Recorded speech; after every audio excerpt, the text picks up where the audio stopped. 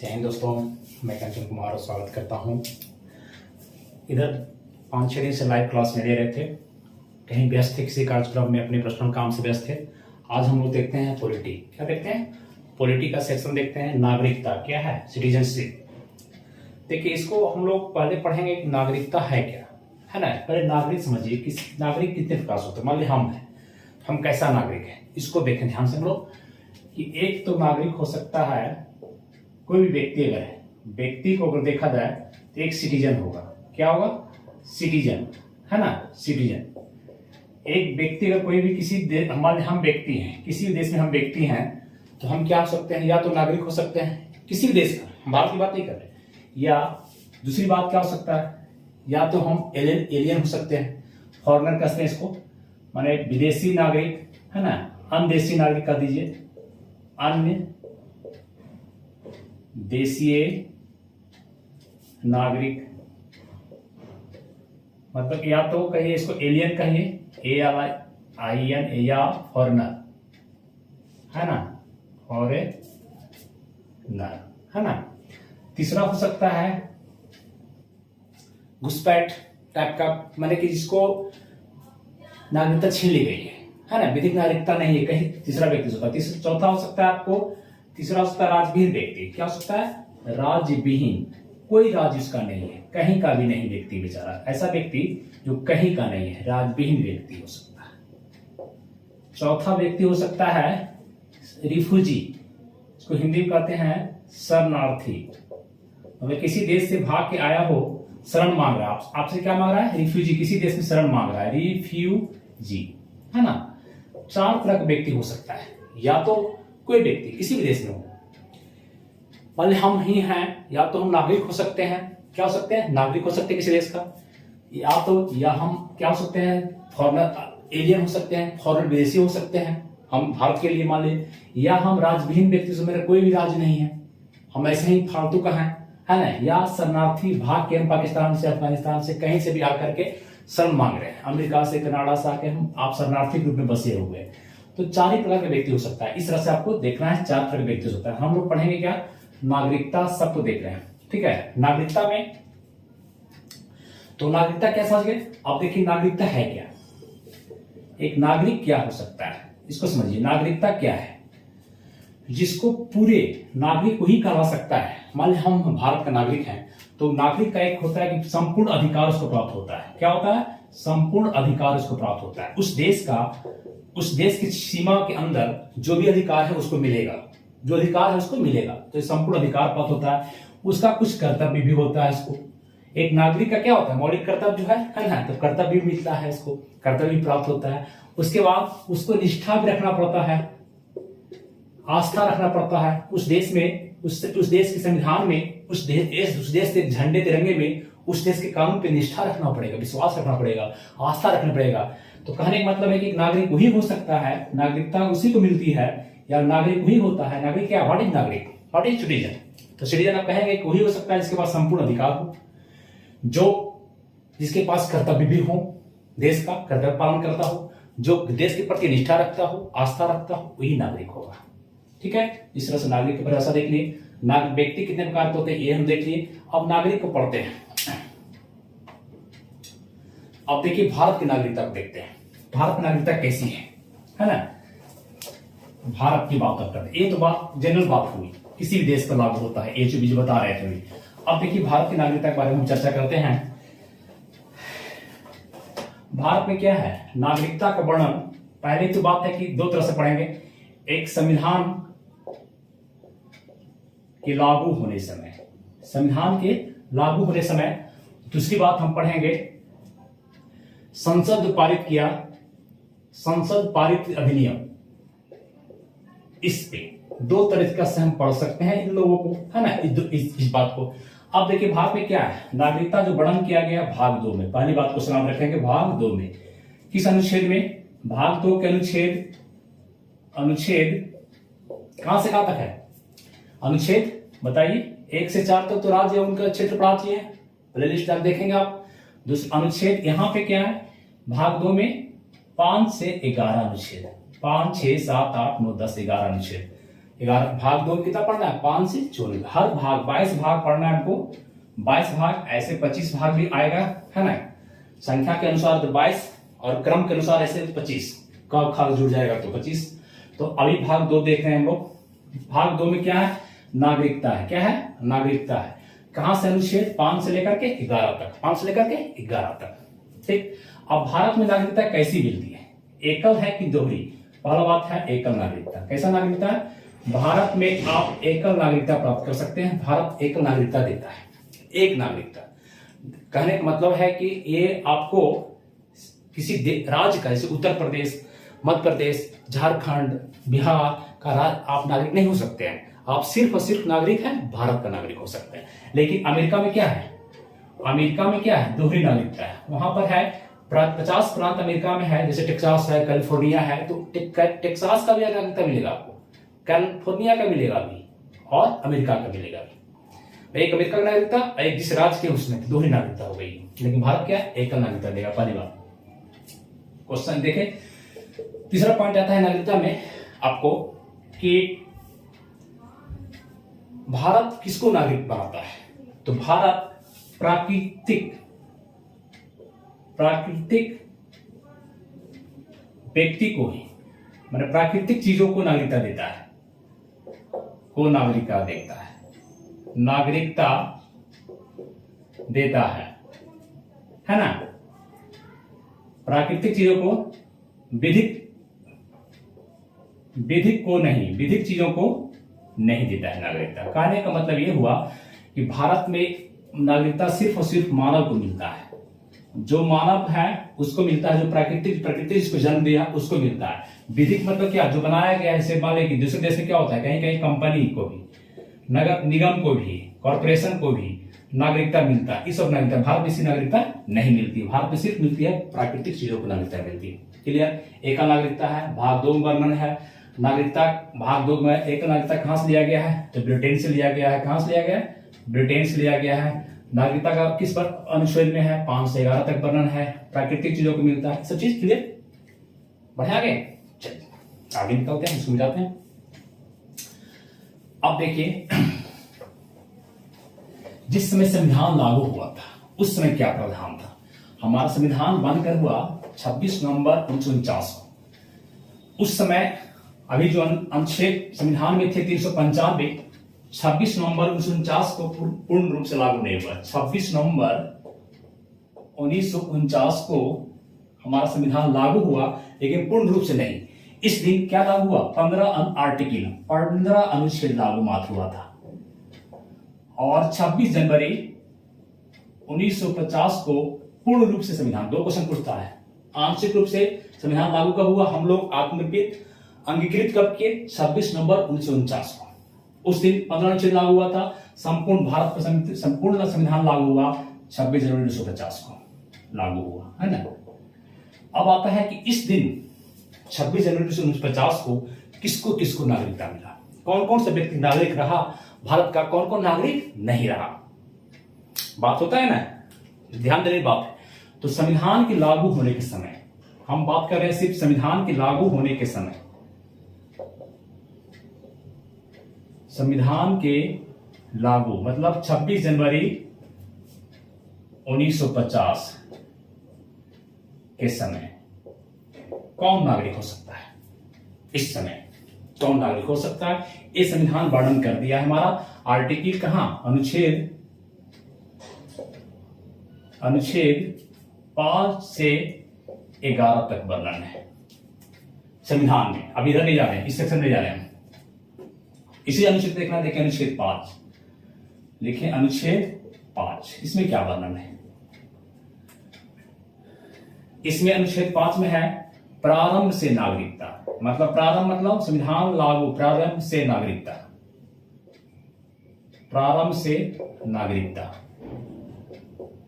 मतलब जन्म प्रारंभ से संविधान लागू, उसमें से नागरिकता किसको किसको मिलेगा। तो एक शर्त है इसमें, शर्त क्या है, 3 शर्त है। कोई शर्त ही पूरा कर लीजिए, 3 शर्त में एक शर्त ही पूरा कीजिए। भारत में जन्म हुआ हो, भारत में जन्मा व्यक्ति, मतलब कब तक, 26 जनवरी 1950 तक, उसके बाद नहीं। भारत में जन्मा व्यक्ति नागरिक हो सकता है, या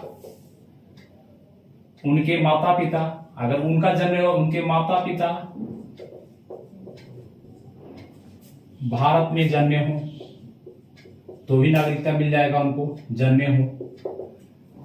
ठीक है। या तीसरा शर्त था कि 26 जनवरी 1950 को लागू होने से पहले, संविधान लागू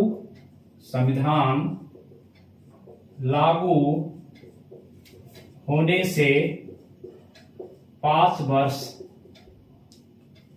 पहले से भारत में रह रहा हो, मतलब 45 से, लगभग 44-45 से वो भारत में रह रहा हो, 5 घटा दीजिए 50 में रह रहा हो। ठीक है, तो वो आपको भारत का नागरिक होगा। 3 शर्त में, या तो प्रारंभ से नागरिक, अनुच्छेद 5 में क्या है, प्रारंभ से नागरिकता। किसको मिलेगा प्रारंभ से नागरिकता? कौन आदमी मिल जाएगा? जो भारत में जन्मा व्यक्ति 26 जनवरी 1950 तक जिसका जन्म हुआ हो, इस डेट को जन्म हुआ हो या इसके पहले जन्म लिया हो भारत में। दूसरा, अगर वो व्यक्ति, उनके माता पिता भारत में जन्मे हो तो भी नागरिकता मिल जाएगा। संविधान लागू होने से 5 वर्ष पहले भारत में रह रहा हो इस समय से, तो आपको अनुच्छेद 5 में करना है। क्लियर? आर्टिकल 6 देखिए, एकदम इजी है। अनुच्छेद 6, इसमें क्या है, पाकिस्तान से भारत आया हुआ व्यक्ति के लिए क्या लागू होगा। पाकिस्तान से कोई अगर भारत आ गया है, 47 से विभाजन हुआ, उसके भारत आया तो उसके लिए नागरिकता प्रदान किया गया। यहां लिखेंगे, पाकिस्तान से भारत आए मतलब माइग्रेशन, हिंदी में कह सकते हैं प्रव्रजन। पाकिस्तान से भारत आए, माइग्रेट, प्रव्रजन किए हुए व्यक्ति को नागरिकता देने का प्रावधान। ठीक है। अनुच्छेद से क्या बनाना है, पाकिस्तान से आया, तो यहां पर शर्त था कि भाई पाकिस्तान से आया भारत, उसको क्या किया जाए, भाग करके आ गया है, माइग्रेट करके आ गया है, उसको नागरिकता कहा देता। अनुच्छेद 6 में वर्णन कर दिया गया है कि जो पाकिस्तान से भारत आएगा वहां पर एक डेट निर्धारित कर दिया गया, लिख रहे हैं यहाँ पे, 19 जुलाई 1948, इसको आप रखेंगे 19 जुलाई 1948 डेट।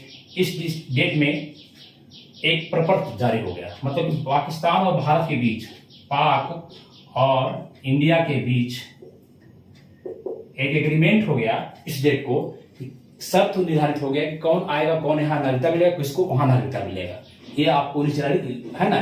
तो इसके बाद इस डेट को, डेट 19 जुलाई 1948 को, इसके बाद जो आएगा उसके लिए अलग, इस डेट के 19 जुलाई 1948 के बाद आया उसके लिए बाद आए व्यक्ति, और इसके पहले आए व्यक्ति, 19 जुलाई से पहले आए व्यक्ति, दोनों के लिए प्रावधान कर दिया गया। जो इस डेट से पहले आया उसको डायरेक्ट नागरिकता मिल जाएगा, कोई दिक्कत नहीं, पाकिस्तान से आया है तो। लेकिन 19 जुलाई 1948 के बाद अगर कोई आया है, 19 जुलाई 1948 के बाद कोई व्यक्ति अगर आया है तो उसको पहले 6 महीना भारत में रहना पड़ेगा, 6 माह भारत में रहना पड़ेगा। उसके बाद आवेदन देना पड़ेगा, क्या होगा, भारत सरकार के पास आपको आवेदन देना पड़ेगा, है ना, तब आपको उसको नागरिकता मिलेगा। ये शर्त हो गया। क्लियर? अनुच्छेद 6 देख लिए। अनुच्छेद 7 आई, मिटाए इसको। 7 में क्या है लिखते हैं, अभी इधर वर्णन लिखिए, इसको भी विस्तार दीजिए। अनुच्छेद 7 आप कॉपी फ्रेश से लिखेंगे, मेरे जैसा नहीं लिखेंगे रगड़ के। अनुच्छेद 7 में क्या है, जो इंडिया से पाक चला गया, इंडिया टू पाक, कहा जाता है इंडिया से भाग के पाकिस्तान चला गया था 47 में, मार्च 47 में चला गया। घर का भूला हुआ व्यक्ति, सुबह का भूला हुआ व्यक्ति अगर शाम को वापस आ जाए घर तो क्या करेंगे, भगा देंगे। अगर कोई आपका बच्चा ही रुठ जाए घर से, आपका बच्चा ही रुठ जाए, आपके पिता माता रुठ जाए तो भाग जाए घर से और चले जाए, फिर लौट के घर के दरवाजे के पास आ जाएंगे तो क्या करेंगे, वही बात हुआ। इंडिया से भाग के पाकिस्तान लोग चला गया, ठीक है, और चला गया तो चले जाइए अपना, चले गए, यहाँ अपना नागरिकता आपको समाप्त हो गया। लेकिन अगर वो व्यक्ति अपने पछतावे के साथ वहां कष्ट देखते हुए वहां से फिर पाकिस्तान से वापस भारत में आ रहा है और इंडिया से पाकिस्तान चला गया, देखिए यहाँ पर दूसरा शर्त था, पाकिस्तान से भारत डायरेक्ट आया, लेकिन यहाँ पर क्या, इंडिया से चला गया पाकिस्तान और वह व्यक्ति लौट के फिर आ गया भारत, तो उसको शरण देंगे कि नहीं? नागरिकता मिलेगा ना? मिलेगा। तो उसको शर्त, वही शर्त लागू होगा उसके लिए। फिर 19 जुलाई 1948 का शर्त लागू हो जाएगा कि भाई आप 6 महीना अब आए हैं तो आपको मिलेगा नागरिकता, दे देंगे हैं, लेकिन 6 महीना पहले आप रहिए, रह के देखते हैं रह पाते हैं कि नहीं, एडजस्ट कर पाते हैं मेरे घर में फिर कि नहीं, पापा मम्मी चाहे बच्चे हैं तो कोई भी आइए, आगे हैं, वेलकम है आपका। और उसके बाद आवेदन दीजिए तो आपको नागरिकता मिल जाएगा। 7 में बढ़ना है। क्लियर? अनुच्छेद 7 हो गया। अनुच्छेद 8 में क्या है? पूछता नहीं, ये सब देखिए, पूछता है सिर्फ आपको 9, अनुच्छेद 9 एग्जाम लेकिन बता देते हैं, एग्जाम 9 पूछता है। 8 में है भारतीय मूल, इंडियन ऑरिजिन, भारतीय मूल के व्यक्ति जो विदेश में रह रहे हैं, विदेश में रह रहे हैं, उनको नागरिकता देने का प्रावधान। बात समझे? भारतीय मूल का व्यक्ति क्यों कहे? Indian origin, person of Indian origin, PIO इसको कहा जाता है, person of Indian origin, PIO। ये व्यक्ति भारतीय मूल के हैं। करने को 1935 का अधिनियम जो आया उसके तहत अगर उसके माता पिता, नाना नानी, दादा दादी अगर भारत के नागरिक हैं और विदेश में बस गए हैं तो नागरिकता उनको मिलेगा। किस अनुच्छेद में? 8 के तहत उनको नागरिकता मिलेगा, अनुच्छेद 8। तो भारतीय मूल के व्यक्ति जो विदेश में रह रहे हैं, कंटिन्यू बाहर चले गए, वहीं बस गए हैं, अमेरिका में, कनाडा में बस गए, वहीं रह रहे हैं, ठीक है, भारत, लेकिन अब वो आए हैं भारत, यहाँ का नागरिकता चाहते हैं, तो उसका वर्णन किस अनुच्छेद मिलेगा? 8 में जाइए, 8 में पढ़िए, उसके अनुसार आपको नागरिकता मिलेगा। आप समझे? चलिए मिटाते हैं इसको, आइए आप लिखते चलिएगा, है ना।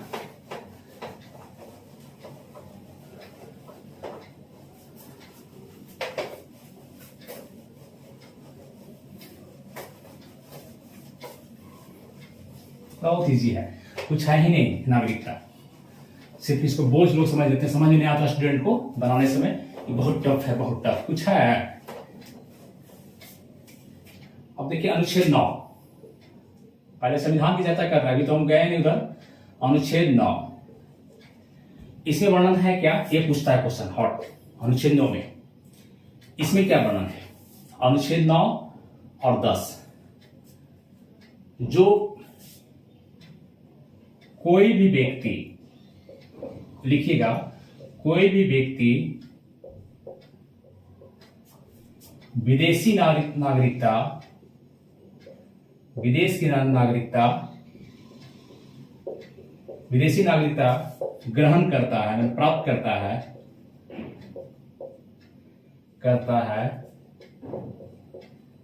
है तो उसकी भारत की नागरिकता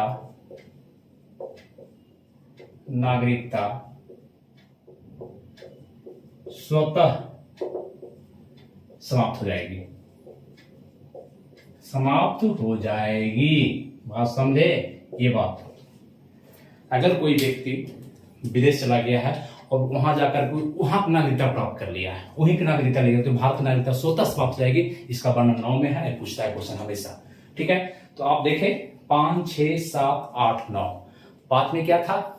5 में प्रारंभ में नागरिकता। 6 में क्या था? जो पाकिस्तान से आए प्रवासी, माइग्रेट करके आए। 6 में, 7 में जो भारत से पाकिस्तान चल गए थे फिर लौट गए, उनके लिए नागरिकता 7 में। 8 में क्या है?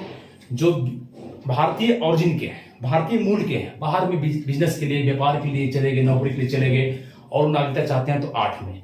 9 में क्या क्या? अगर किसी विदेशी नागरिकता प्राप्त करते हैं, विदेश की नागरिकता लेते हैं, तो भारत की नागरिकता स्वतः आपकी समाप्त हो जाएगी। क्लियर? ये नागरिकता का वर्णन था। और 10 अनुच्छेद 10 और अनुच्छेद 11, ये दोनों नागरिकता से नहीं है। ये बताता है, अनुच्छेद नागरिकता की गारंटी देता है, इतनी जानिए, नागरिकता की गारंटी देती है। अनुच्छेद 10 में वर्णन है नागरिकता का गारंटी, कि अब इसमें कहा गया है कि आपकी नागरिकता अगर मिल गई है तो कोई नहीं छीन सकता है, जब तक आप स्वयं नहीं चाहें त्यागना या जब तक कोई संसद कानून नहीं बनाए तब तक आप नागरिकता का कोई नहीं ले सकता। अगर भारत का नागरिक है तो है, कोई नहीं छीन सकता है मेरा नागरिकता। एक सिर्फ संसद कानून बनाएगी तब छीना जा सकता है, या हम स्वतः त्याग कर अमेरिका चल जाए, कनाडा, ब्रिटेन, जापान चल जाए तो अलग बात है ना।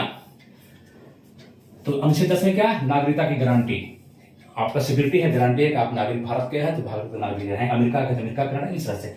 अनुच्छेद 11 में क्या बनाना है? इसमें संसद कानून बन सकती है, संसद कानून समय समय पे बना सकती है ना, पर बना सकती है और वो लागू होगा सब पे।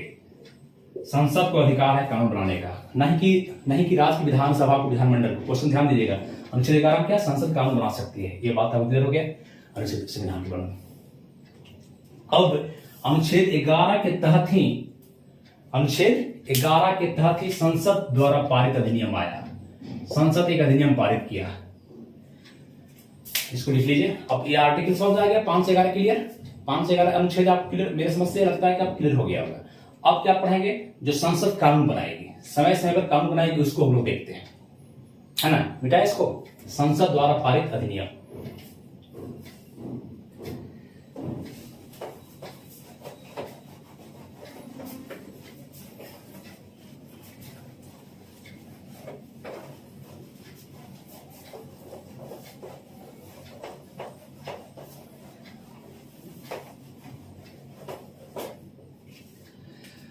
अब आइए, संसद द्वारा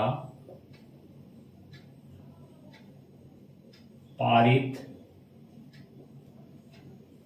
अधिनियम, ठीक है। सबसे पहला संसद जो पारित किए 1955 में, नागरिकता संशोधन अधिनियम 1955 पहला पारित किया गया। इसके तहत क्या क्या हुआ ये हम देखते हैं। और ये नागरिकता संशोधन अधिनियम पारित हुआ 1955 में पहला, और इसके सुधार के लिए, इसके 55 का जो अधिनियम है, इसमें चेंजिंग के लिए 8 बार, फिर देखिए 1957, याद नहीं करेंगे आप, 1960, 1986, 1992, 2003, 2005, है ना, 2015, 2019, 1 2 3 4 5 6 7 8, ठीक है, 8 बार। पूछेगा कितनी बार संशोधन हुआ, तो 8 बार। संसद कितनी बार संशोधन किया? 8 बार संशोधन किया। नागरिकता संशोधन अधिनियम में कितनी बार संशोधन हुआ? 8 बार। 57, 60, 86, 92, 2003, 5, 19, 15, 19, ये आपको बताएंगे थोड़ा सा, 92 बताएंगे थोड़ा सा, और 2019 का विवाद जानते हैं, सीए विवाद जो आया था, सिटीजनशिप अमेंडमेंट एक्ट जो हुआ, सीए बहुत विवादित रहा 2019 में, बहुत विवाद हो गया इस पे, है ना। तो ये भी थोड़ा सा देख लेंगे इसको, ये सब देखने की जरूरत नहीं है, सिर्फ आप 8 बार देखेंगे। अब देखिए इसमें क्या हुआ, नागरिकता संशोधन अधिनियम जो आया 1955 में, इसमें कहा गया कि नागरिकता आप 5 प्रकार से प्राप्त कर सकते हैं। नागरिकता 5 प्रकार से प्राप्त कर सकते हैं, बात समझे, 5 प्रकार से प्राप्त कर सकते हैं। नागरिकता संशोधन अधिनियम 1955 में लाया गया कि नागरिकता 5 प्रकार से प्राप्त कर सकते हैं। कैसे से प्राप्त कर सकते हैं आप? एक तो जन्म से प्राप्त कर सकते हैं, पहला बात, समझिए इस बात को। अब जन्म से नागरिकता प्राप्त कर सकते हैं, सोचने की बात है कि कोई व्यक्ति अगर आया घूमने विदेशी, प्रेग्नेंट है, वो क्या है, प्रेग्नेंट है, और यहाँ बच्चा जन्म दे दिया। जापान का कोई महिला आई घूमने के लिए, यहाँ बच्चा, क्या जन्म से वो नागरिक हो जाएगा? हो जाएगा। या कोई व्यक्ति मान लेगा अमेरिका के एयरलाइंस हवाई जहाज आ रहा है, उस पर कोई प्रेग्नेंट महिला है, और जहाज जैसे इंडिया के क्षेत्र में आता है, दिल्ली लैंड करता है इंदिरा गांधी स्टेडियम, इंदिरा गांधी हवाई अड्डा पे, और बच्चा जन्म लेता है, उसके पति यहाँ रहते हैं, मान ली आए थे बिजनेस, तो क्या भारत का नागरिक हो जाएगा? या कोई सरगेसी माँ अगर बच्चा पैदा पेट में लिए हुए सरगेसी माँ विदेशी महिला और बच्चा जन्म दिया तो क्या हो जाएगा? वो बाल नागरिक हो जाएगा। अगर ये कह रहा है कि नागरिकता 5 प्रकार से प्राप्त कर सकते हैं आप, एक जन्म से प्राप्त कर सकते हैं, तो जन्म को भी ले लगा करके यहाँ पे जैसे 9 महीना पूरेगा, पाकिस्तानी सोचेगा महिला को चलो इंडिया में चलते हैं, जन्म लेगा तो वहां नागरिक हो जाएगा। जो गरीब देश है भूटान, नेपाल, सोचेगा चलो वहां जन्म लेते हैं, वहां नागरिक हो जाएंगे जन्म से। यहाँ पर शर्त लगा दिया कि जन्म से में क्या, जन्म से ले सकते हैं आप नागरिक, भारत का नागरिकता आपको प्राप्त कर सकते हैं जन्म से, लेकिन उसमें आपको एक शर्त है कि माता पिता में कोई एक भारतीय होना चाहिए आपका। क्या होना चाहिए? माता पिता में एक भारतीय, जन्म से है लेकिन यहां है माता पिता में कोई भी एक भारतीय नागरिक हो, तभी, ऐसा नहीं कि कोई जन्म ले लिया का और बन जाएगा यहाँ का ना। एक नागरिक तभी होगा जो कोई माता पिता भी भारतीय नागरिक आपका है। ठीक है, जन्म से हो गया। दूसरा वंश से, डिसेंट से, एक बाई बर्थ एक डिसेंट से। वंश के मतलब क्या हुआ कि अगर आपके पहले था पिता, यदि पिता भारत के नागरिक हैं तो आप भी यहाँ के नागरिक हो सकते हैं, पहले ही बात सिर्फ पिता के आधार पे। लेकिन 1992 में संशोधन आया, 1992 की संशोधन 1992, इसमें बात जोड़ दिया कि सिर्फ पिता नहीं, माता या पिता, माने माता या पिता कोई भी नागरिक हो भारत का, तो आप यहाँ नागरिक हो सकते हैं। अब माता जुड़ गया 92 में, माता प्लस का हुआ 1992 संविधान संशोधन, नागरिकता संविधान संशोधन 92 भी आया, 57 भी आया, 56 नागरिकता, सब जोड़ दीजिएगा। नागरिकता संशोधन अधिनियम 57, नागरिकता संशोधन अधिनियम 60, नागरिकता संशोधन अधिनियम आपका 86, 92, ये कब जोड़ा गया? 92 में, है ना, जुड़ गया। चलिए इसको लिखिए, जाते हैं इसको लिखिए।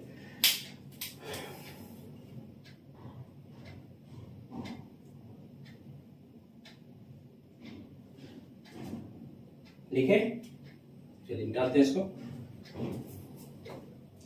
एक, दो शर्त हो गया, नागरिकता 5 प्रकार से प्राप्त कर सकते हैं, 2। तीसरा शर्त क्या है? तीसरा शर्त है पंजीकरण द्वारा, मतलब रजिस्ट्रेशन करा के आप नागरिकता प्राप्त कर सकते हैं। यहां रह रहे हैं तो पहले ये शर्त था कि अगर 6 महीना रह रहे हैं भारत में, 6 महीना रह लिए आप, रजिस्ट्रेशन करवा लीजिए, आप नागरिक हो गए। लेकिन इसको आपको 1986 के संविधान संशोधन, नागरिकता संविधान संशोधन, यहाँ 86 में आप लिखिएगा अपना, 1986 संविधान संशोधन में अब कर दिया कि नहीं, कम से कम आपको 5 से 7 वर्ष, कितना, 5 से 7 वर्ष भारत में रहना होगा, भारत में रह रहे हों तब आप रजिस्ट्रेशन करवाइएगा, रजिस्ट्रेशन आपका होगा और आपको नागरिकता दिया जा सकता है, नागरिकता आपको दिया जा सकता है ना। अब ये शर्त हो गई, है ना। चलिए अब है देशीकरण द्वारा, एक है देशीकरण द्वारा नागरिकता, देशीकरण द्वारा नागरिकता, देशीकरण द्वारा नागरिकता। चौथा से प्राप्त कर सकते हैं। देशीकरण द्वारा नागरिकता क्या है कि मान लीजिए कि अगर आप उस देश से नागरिकता होना चाहिए, देशीकरण नागरिकता होना चाहिए, ऐसा नहीं कि मान लिया पाकिस्तान है, वहां देशीकरण नागरिकता हमारे साथ संबंध नहीं है तो नहीं होगा। जिस देश से हमारा देशीकरण नागरिकता प्राप्त होता है वहां हमारा देश का नागरिक जाकर प्राप्त करता है तो उसको भी हम देंगे। तो देशीकरण द्वारा नागरिकता प्राप्त होता है। आदमी पागल दिवाली नहीं होना चाहिए, आदमी कम से कम 1 वर्ष से भारत में रह रहा हो, 1 वर्ष से भारत में रह रहा हो तो देशीकरण नागरिकता आप प्राप्त कर सकते हैं। रजिस्ट्रेशन कीजिए, अब मैंने आप देशीकरण का आवेदन दे सकते हैं और प्राप्त कर सकते हैं। 5वां बात क्या है, कोई जमीन अधिग्रहण हो गया, कोई क्षेत्र अधिग्रहण हुआ, क्षेत्र अधिग्रहण कहिए या विजित कहिए, मतलब कहने का जैसे सिक्किम, क्या हुआ था सिक्किम के साथ? सिक्किम 1974 में सहराज बना। क्यों? सिक्किम जो था भारत में एक अलग देश था ऊपर, चाइना का हमला हो रहा था, तिब्बत चाइना कब्जा कर लिया था, सिक्किम को डर था, तो भारत ने विलय कर लिया, भारत में आ गया। तो वहां के लोग कहाँ के नागरिक होंगे? भारत के नागरिक होंगे। तो ये कहा गया कि अगर क्षेत्र अधिग्रहण कर लिया गया, कोई राज क्षेत्र का अर्जन कर लिया गया, अधिग्रहण कर लिया गया, जीत लिया गया, अर्जन कर लिया गया, तो उस क्षेत्र में रहने वाले लोग यहाँ का नागरिक हो जाएंगे, वो भारत का नागरिक हो जाएंगे। कहाँ का नागरिक? भारत का नागरिक। ये सब नागरिकता 5 प्रकार से प्राप्त कर सकते हैं। क्लियर? एक जन्म से, दूसरा वंश से, तीसरा पंजीकरण से, चौथा देशीकरण द्वारा, पांचवा क्षेत्र अर्जित द्वारा। बात क्लियर? जन्म से, वंश से, पंजीकरण, देशीकरण और जन्म, वंश, पंजीकरण, देशीकरण और क्षेत्र अर्जित। अब रहेगा 5 प्रकार से नागरिकता प्राप्त कर सकते हैं। इसमें क्या वर्णन किया गया था। और नागरिकता त्याग कर सकते हैं, नागरिकता का त्याग कर सकते हैं, छीन जा सकती है आपको। एक आपका परित्याग, परित्याग मतलब रीनंसिएशन,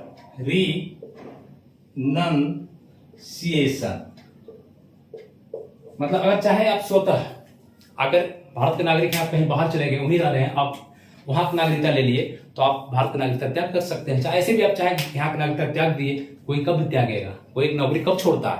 जब दूसरा नौकरी सिक्योर हो जाता है। कोई नागरिकता कब त्यागता है? दूसरा नागरिकता ले लेता है। तो एक अपना त्याग आप खुद कर सकते हैं, परित्याग करके स्वयं त्याग कर सकते हैं। दूसरा पर्यावसन, देखिए दिख रहा है आप लोगों को, पर्यावसन मतलब टर्मिनेशन। इसमें क्या है? सिंपल बात है, अगर मान लीजिए कि आप किसी देश की नागरिकता ले लिए हैं, तो भारत सरकार क्या करेगी? आप मान लीजिए भारत के नागरिक थे और किसी अमेरिका की नागरिकता ले ली, तो भारत का क्या है? टर्मिनेट कर देगा। क्या कर देगा? भारत की नागरिकता को छीन लेगा सरकार। तो ये टर्मिनेट कर दिया आपको, है। तीसरी बात होता है वंचित किया जाना, वंचित किया जाना, डिप्राइवेशन। दिखता मत, आवाज दिखता है ना, दिखे मत, आपको आवाज सुनना चाहिए, आपको आवाज आपके कान के पास जाना चाहिए। हम लिख कर क्या रगड़ के उससे तो थोड़ा सा इंडिकेट कर रहे हैं, सिर्फ रगड़ देते हैं पकड़ के। तो आपको नागरिकता छीन जा सकती है आपका। एक परित्याग कीजिएगा तो रिनंसिएशन, पर्यावसन, टर्मिनेशन और वंचित किया जाता है, मतलब आपको हटा दिया जा सकता है। जैसे मान लें कि आप ये शर्त, क्या हम भारत के नागरिक, हमको सरकार हटा देगी जब चाहेगी? तो नहीं, जो प्योर नागरिक है उसको नहीं, जो पंजीकरण द्वारा, यहाँ क्वेश्चन करता है, जो पंजीकरण द्वारा, रजिस्ट्रेशन के द्वारा या देशीयकरण के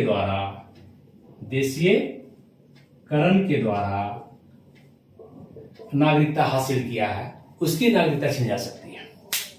जो प्योर नागरिक हैं, जो आपको कानूनी तौर पे संविधान से शुरू से नागरिक है, उसकी नागरिकता नहीं छीन जा सकती, हमारी नागरिकता नहीं छीन जा सकती, तब तक ये बहुत बड़ा क्राइम नहीं करे, है ना। मेरी नागरिकता रहेगी, परमानेंट है का। लेकिन जो पंजीकरण से लिया है, जो देशीकरण से लिया है, उसकी नागरिकता वंचित किया जा सकता है अगर वो गलत तरीके से रजिस्ट्रेशन करवा लिया है, गलत इंफॉर्मेशन दे दिया है और यहाँ का भारत नागरिक बन गया है पंजीकरण के द्वारा। अगर वो पागल है, दिवालिया है, क्राइम किया है और रजिस्ट्रेशन का भारत नागरिक बन गया है, तो उसकी नागरिकता को छीन जा सकता है। उसको क्या कहता है? डिप्राइवेशन कर सकता है, उसको डिप्राइव कर सकते हैं हम लोग, उसको वंचित कर सकते हैं भारत सरकार संविधान के तहत। तो नागरिकता प्राप्त 5 प्रकार से और छीन जा सकती है 3 प्रकार से। कौन कौन? परित्याग, पर्यावसन और वंचित किया जाना। क्लियर? चलिए इसको मिटाते हैं, नेक्स्ट देखते हैं। ठीक है, मिटाएं, स्क्रीनशॉट लेते हैं। चलिए आप लोग फटाफट, कहना नहीं पड़े, बार बार कहने की आवश्यकता नहीं पड़े। ठीक,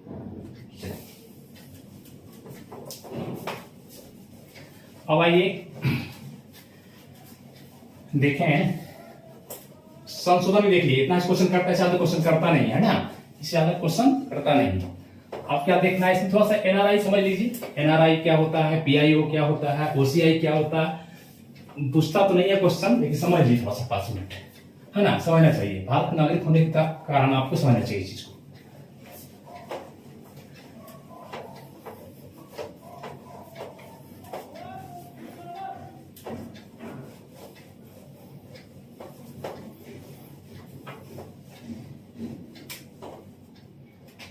एक क्वेश्चन जानते हैं, 9 जनवरी को क्या मनाया जाता है? प्रवासी दिवस। क्योंकि इस दिन गांधी जी अफ्रीका से आए, वो बात भी है।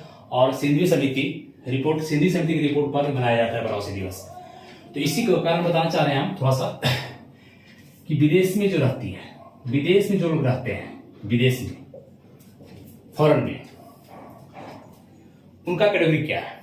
भारतीय लोग, भारतीय मूल के लोग अगर कोई विदेश में है तो उन पे कैटेगराइज किया गया है। इसमें विदेश में रहने वाले को हम लोग कैटेगराइज करते हैं। मान एक अगर कह दें हम एनआरआई कहते हैं, एनआरआई है। एक कह दें PIO और एक कह दें OCI है। 3 तरह के व्यक्ति है। एक व्यक्ति है हमारे कंचन सर ही है, तो एनआरआई है कि PIO है, हम विदेश में रहते हैं, कि OCI कैसे आप क्लियर कीजिएगा। एनआरआई फुल फॉर्म, इसका फुल फॉर्म देखिए, नॉन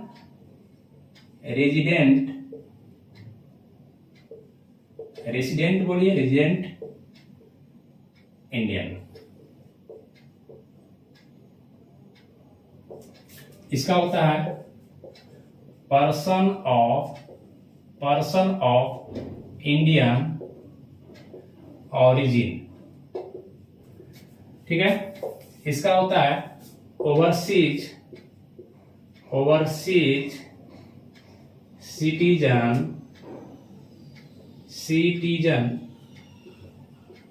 ऑफ इंडिया। इतना गर्मी है कि आवाज आप लोग कारण फैन बंद करना पड़ रहा है ना, और फिर पसीना से भीग जाता है लोग। चलिए, तो इसको हम लोग समझते हैं कि क्या है। इसको हिंदी में कह सकते हैं अनिवासी मतलब नॉन रेजिडेंट, निवासी और रेजिडेंट। जिसका रेसिडेंट है, रेसिडेंशियल बनाते हैं, रेसिडेंशियल ना, तो निवासी होता है, रेसिडेंशियल बनाते हैं, हम लोग आवासीय बनाते हैं। तो आपका आवासीय बनाते हैं इसको, है ना। डोमिसाइल इसको कहते हैं,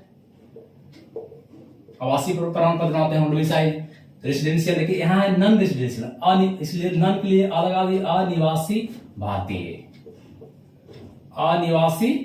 इसको कहा जाता है ना, इसको अनिवासी। और ये पर्सन ऑफ इंडियन ओरिजिन, भारतीय मूल के लोग, भारतीय मूल के व्यक्ति।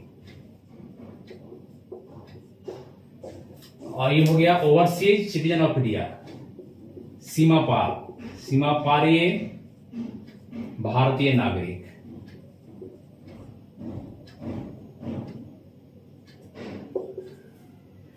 अब तीनों को समझिए कि एनआरआई क्या है, ये क्या है, तीनों आप समझना, तीनों में अंतर क्या है। देखिए एनआरआई क्या होता है कि कोई व्यक्ति अगर बिजनेस करने के लिए विदेश चला गया या नौकरी करने के लिए विदेश चला गया है, ठीक है, तो वो जाकर मान लेके अगर 365 दिन का साल होता है, अगर 182 दिन से ज्यादा रह रहा है, मतलब आधा से ज्यादा, 6 महीने से ज्यादा हो रहा है, ठीक है, तो उसको आपको एनआरआई माना जाता है। क्या माना जाता है? उसको एनआरआई माना जाता है ना।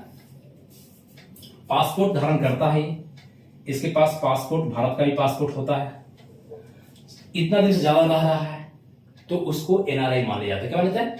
एनआरआई मान लिया जाता है उसको। बात समझे? और एनआरआई को भारत की नागरिकता होती है, उसको भारत की नागरिकता होती है। एनआरआई बार बार डिमांड कर रहे थे आदिवासी भारतीय कि हम लोग को मताधिकार दिया जाए, हम लोग को वोट देने का अधिकार दिया जाए, और भारत सरकार ने फिर 2011 में इनको वोट देने का अधिकार दे दिया। इन लोगों को वोट देने का अधिकार नहीं है, इन लोगों को वोट देने का अधिकार नहीं है। एक क्या है? Person of Indian origin. जो 1935 का अधिनियम जो आया था, उसके तहत उस अधिनियम में जो था, उसके अनुसार इस व्यक्ति का जो पर्सन ऑफ इंडियन ओरिजिन है, उसमें माता पिता है ना, दादा दादी, नाना नानी, कोई भी जन्म लिए हो, कोई भी अगर इसलिए 1935 अधिनियम के तहत अगर आते हैं, तो वो आपको पर्सन ऑफ इंडियन ओरिजिन होता है, और वो भारत का नागरिक बन सकता है। जब चाहे अप्लाई करेगा और भारत का नागरिकता प्राप्त कर सकता है। ठीक है। एनआरआई में आपको वोट देने का अधिकार इसको नहीं होता है, वोट देने का अधिकार नहीं होता है एनआरआई को। सीमा पारी में क्या होता है? इसमें दोहरी नागरिकता टाइप का विकसित हो जाता है कि ये आपको भारत इसको नागरिकता देता है, तो एक तो उस देश का नागरिकता रखता है, और एक इस देश। यहाँ क्या है कि ये चाहे तो भारत में वहां का नागरिकता त्याग करके यहाँ का नागरिकता ले सकता है। लेकिन ये क्या है कि बाहर सीमा पारी है, अगर कोई विदेश में है, वहां का नागरिकता रह सकता है और उसको भारत सरकार भी नागरिकता, इस तरह से उसको दोहरी नागरिकता भी कहा जाता है। लेकिन भारत नहीं देता है, मतलब एक नागरिकता विदेश का, एक नागरिकता इंडिया का मिल जाता है। किसको? OCI को, ओवरसीज सिटीजन ऑफ इंडिया। बात समझ आ रहा है? क्लियर हो रहा है? चलिए इसको देखिए, है ना। ये आपको पर्सन ऑफ इंडियन ऑरिजिन 15 वर्ष तक वीजा तक आ सकते हैं। 15 वर्ष के वीजा तक के लिए भारत में, इस 15 वर्षों का वीजा डायरेक्ट आपको एक बार वीजा मिल गया, 15 वर्षों तक बिना वीजा का भारत में रह सकते हैं। कौन? PIO, person of Indian origin. 3 प्रकार विदेशी, NRI, PIO, OCI। Clear? NRI, PIO, OCI तीनों क्या है देख लिए हम लोग। बस चलिए आगे बढ़िए क्लास। नेक्स्ट एक आप थोड़ा सा खाली इसको देख लेते हैं। 2000 भारतीय नागरिकता संशोधन अधिनियम 2019 में जो आया था, इसमें आपका CAA का मामला बहुत उठा था। सिटीजनशिप अमेंडमेंट एक्ट, है ना। इसमें क्या हुआ था, इस संशोधन जो आया था, इसमें क्या कहा गया था? इसमें कहा गया था कि जो भी आपका रिफ्यूजी था, कैसे अफगानिस्तान, पाकिस्तान और बांग्लादेश, इसमें जो व्यक्ति हैं, जो अल्पसंख्यक हैं, इसमें जो आपका रह रहे हैं कौन कौन? हिंदू, सिख, ईसाई, आप लिखेंगे पारसी, बौद्ध, जैन, है ना। इन लोग जो अल्पसंख्यक है, इनको नागरिकता नहीं, अगर भारत आते हैं तो उनको नागरिकता देने का प्रभाव ना है कि इनको आपको भारत की नागरिकता दिया जाएगा, इन लोगों को भारत की नागरिकता दिया जाएगा। इसी पर विवाद हुआ था, यहीं पर ज्यादा विवाद हो गया था भारत में, है ना।